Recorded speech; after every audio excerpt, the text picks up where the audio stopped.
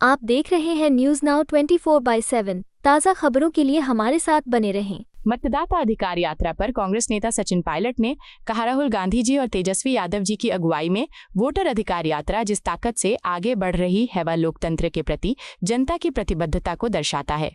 इस यात्रा का उद्देश्य साफ है, देश की जनता को वोट चोरी से बचाना और लोकतंत्र की गरिमा को सुरक्षित रखना। बिहार से शुरू हुई ये आवाज अब पूरे देश में गूंज रही है।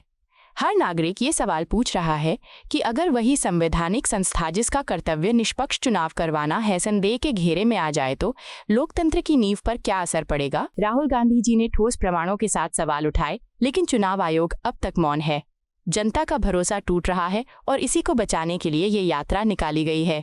सचिन पायलट ने सवाल किया कि मुख्य निर्वाचन आयुक्त की चयन समिति से सीजेआई को हटाकर गृह मंत्री को क्यों शामिल किया गया। सीसीटीवी फुटेज नष्ट करने का आदेश किस दबाव में दिया गया, और जब सुप्रीम कोर्ट ने वोटर लिस्ट देने को कहा तो उसी दिन नियम क्यों बदले गए। सचिन पायलट ने कहा, स्पष्ट है कि भारत की जनता वोट चोरी को कभी बर्दाश्त नहीं करेगी। यात्रा को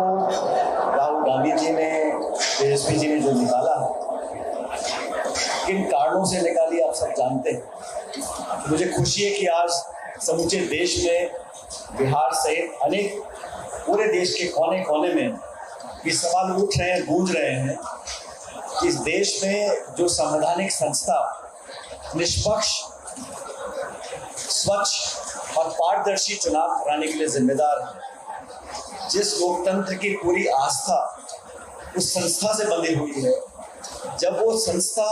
संदेह के घेरे में आती है और ऐसे कुछ सवाल जिनको राहुल जी ने पूछा, प्रमाण देकर पूछा, देश दुनिया के सामने बताया, कर्नाटक का हवाला देते हुए, जब कोई जवाब सामने से नहीं आया, जब कोई ट्रांसपेरेंसी, अकाउंटेबिलिटी की परवाह किए बिना पलटवार जब निर्वाचन आयोग करता है, तब लाखों वोटों की चोरी पकड़ी जाती है, वोटर लिस्ट में गड़बड़ी पकड़ी जाती है,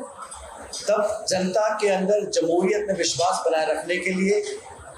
सवाल पूछने के लिए और जवाब मांगने के लिए इस यात्रा को निकाला गया है।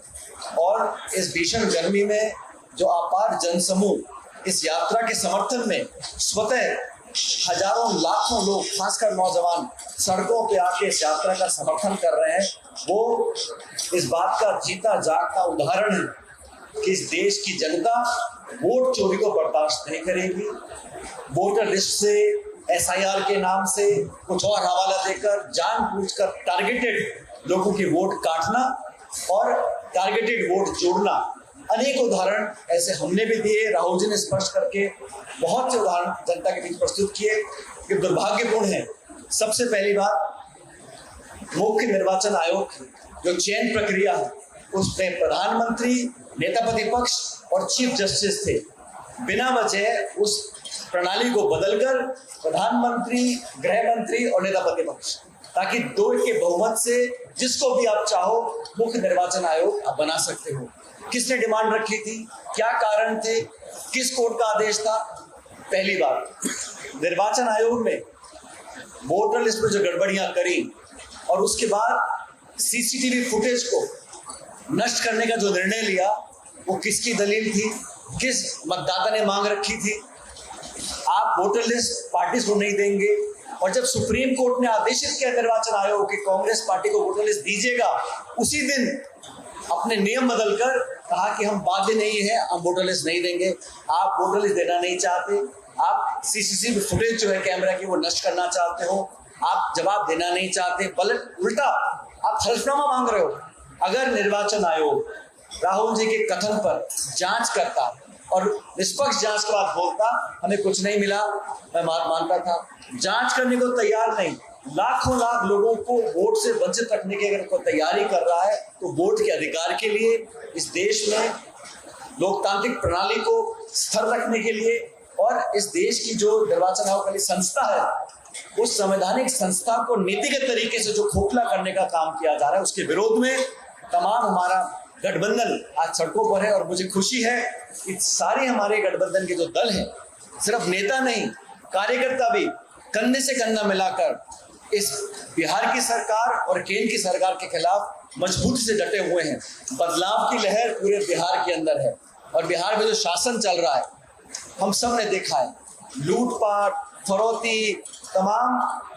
सीएजी की रिपोर्ट आ गई, हजारों करोड़ का उसमें गबन दिखाया गया है, पेपर लीक हो रहे हैं, नौकरी मिल नहीं रही, उद्योग ठप पड़े हैं, किसान हाहाकार मचा रहा है, शिक्षित नौजवान बेरोजगार घूम रहे हैं। इस व्यवस्था को पलटने के लिए इस यात्रा को निकाला गया है। और जब बिहार के चुनाव आएंगे